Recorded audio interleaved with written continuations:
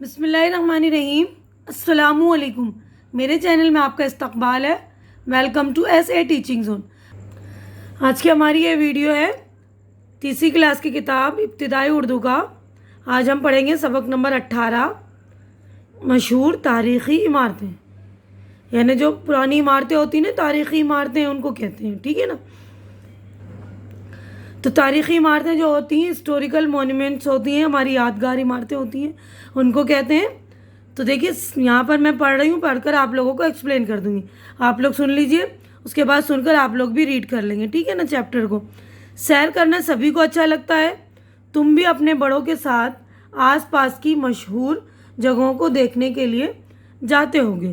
سچ تو یہ ہے کہ ہمارا ملک ہندوستان بہت خوبصورت ہے، یہاں کے موسم، باغ، تہوار، نئی اور پرانی طرز کی عمارتیں بہت مشہور ہیں۔ یہی وجہ ہے کہ دوسرے ملکوں سے سیر کے شوقین ہمارے ملک میں آتے ہیں۔ آئیے ہم آپ کو کچھ مشہور تاریخی عمارتوں کے بارے میں بتاتے ہیں، یعنی جو کچھ مشہور عمارتیں ہیں نا۔ تو ہندوستان کی سب سے مشہور تاریخی عمارت تاج محل ہے۔ تو تاج محل جو ہمارے 7 عجوبے ہیں اس میں سے ہے نا، ایک عجوبے میں شمار ہے اس کا۔ تو سب سے مشہور عمارت جو ہمارے ہندوستان کی تاج محل ہے، یہ آگرے میں ہے۔ اسے اب سے تقریباً 350 سال پہلے مغل بادشاہ شاہ جہاں نے اپنی بیگم ممتاز محل کی یاد میں بنوایا تھا۔ آپ تاج محل جائیں گے تو دیکھیں گے کہ ایک اونچے چبوترے پر بہت بڑا گنبد ہے۔ چبوترے کی چاروں کونے پر 4 مینار ہیں۔ اس پوری عمارت کی تعمیر میں سنگ مرمر کا استعمال کیا گیا ہے۔ سنگ مرمر یعنی سفید پتھر ہوتے ہیں، اس کو کہتے ہیں۔ چاندنی رات میں سنگ مرمر سے بنی یہ عمارت جگمگا اٹھتی ہے، یعنی چمک جاتی ہے بالکل۔ تاج محل میں پتھروں پر کی ہوئی نقاشی بہت خوبصورت ہے، جالیوں کی بناوٹ بھی دیکھنے کے لائق ہے۔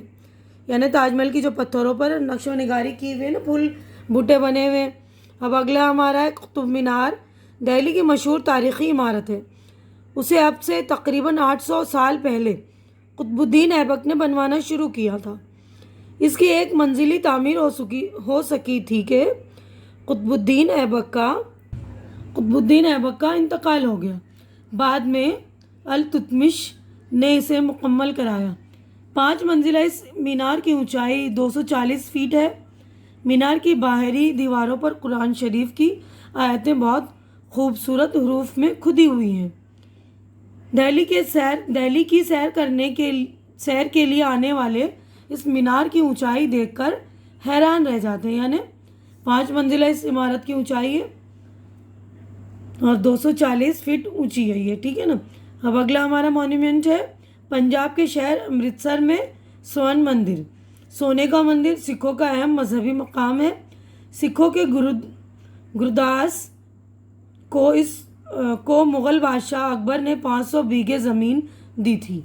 گرداس نے یہاں ایک تالاب بنوایا تھا جسے سکھ لوگ پوتر سرور یعنی مقدس تالاب کہتے ہیں۔ گرو ارجن دیو کے زمانے میں اسی تالاب کے ساتھ ساتھ ایک بہت بڑا مندر تعمیر کیا گیا۔ اس میں سکھوں کی مذہبی کتاب آدی گرو گرنتھ صاحب رکھی گئی ہے۔ اسی وجہ سے یہ مندر سکھوں کی عقیدت کا مرکز بن گیا۔ بعد میں مہاراجہ رنجیت سنگھ نے مندر کے بڑے گنبد پر سونے کا پتھر چڑھوا دیا اور یہ مندر سورن مندر کے نام سے مشہور ہوا۔ تو سورن کا مطلب ہوتا ہے سونا، ہے نا، ہندی لفظ ہے یہ سورن۔ اب اگلا ہمارا مونیومنٹ ہے مغل بادشاہ شاہ جہاں کو عمارتیں بنوانے کا بڑا شوق تھا۔ اس نے دہلی کو اپنی راجدھانی بنایا اور یہاں ایک نیا شہر شاہ جہاں آباد بسایا۔ اسی شہر میں جمنا ندی کے کنارے اس نے ایک قلعہ بنوایا۔ اس کی تعمیر میں لال پتھر کا استعمال کیا گیا، اسے لال قلعہ کہا جاتا ہے۔ تو یہ لال قلعہ آپ سبھی نے دیکھا ہی ہوگا۔ لال قلعے کی 2 عمارتیں بہت مشہور ہیں، ایک دیوان عام اور دوسری دیوان خاص۔ دیوان عام میں بادشاہ دربار کرتے تھے اور عوام کے مسائل سنتے تھے، اور دیوان خاص میں بادشاہ امیروں اور وزیروں سے صلاح و مشورہ کرتے تھے۔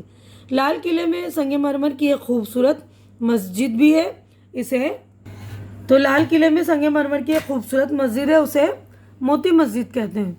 شاہی دور کی بہت سی خوبصورت اور یادگار چیزوں کو اسی قلعے میں ایک میوزیم میں رکھا گیا ہے۔ اب اگلا مونیومنٹ ہمارا دیکھیے دہلی کا جامع مسجد ہے۔ دہلی کی جامع مسجد بھی شاہجہاں نے ہی بنوائی تھی۔ یہ مسجد لال قلعے کے سامنے ایک اونچی پہاڑی پر بنائی گئی ہے۔ اس میں داخل ہونے کی 3 دروازے ہیں، بہت سی سیڑھیاں چڑھ کر اوپر جانا پڑتا ہے۔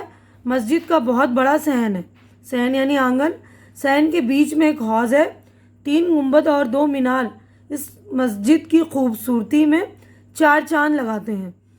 پوری مسجد لال پتھر سے بنائی گئی ہے، لیکن مسجد کے اندرونی حصے کا فرش سنگ مرمر کا ہے۔ جامع مسجد کا شمار ملک کی بڑی مسجدوں میں ہوتا ہے، یعنی جو ملک کی بڑی مسجدیں ان میں اس کا شمار ہے، ٹھیک ہے نا۔ تو یہیں پر ہمارا چیپٹر ہو گیا ہے کمپلیٹ۔ ہم آگے بڑھتے ہیں۔ دیکھیے لفظ میننگ یہاں پہ لکھا ہے لفظ اور معنی، تو یہاں پر الفاظ اور معنی ہیں۔ تو دیکھیے پہلا لفظ ہے طرز یعنی طریقہ، طور، ڈھنگ۔ شوقین شوق رکھنے والا، تاریخی قدیم پرانے زمانے کا جس کی اہمیت ہو، نقاشی گل بوٹے بنانے کا ہنر، میوزیم ایسی جگہ جہاں انوکھی اور کامیاب چیزیں رکھی جاتی ہے، شمار گنتی 4 چاند لگانا خوبصورتی میں اضافہ کرنا، مسائل مسئلے کی جمع پریشانیاں وہ باتیں جنہیں حل کرنا ضروری ہو، عقیدت احترام۔ ٹھیک ہے آگے بڑھتے ہیں ہم۔ تو یہیں پر میں اپنی ویڈیو کمپلیٹ کر رہی ہوں۔ اگلی ویڈیو میں ہم مشق وغیرہ یعنی کویشچن آنسر فل ان دا بلینکس وغیرہ جو بھی کام ہے سارا کریں گے۔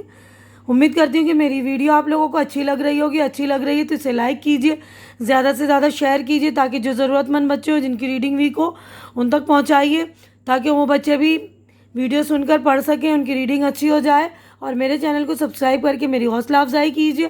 ہماری اگلی ملاقات اگلی ویڈیو میں ہوگی، تب تک کے لیے آپ لوگ اپنا خیال رکھیے، مجھے دعاؤں میں یاد رکھیے۔ اللہ حافظ۔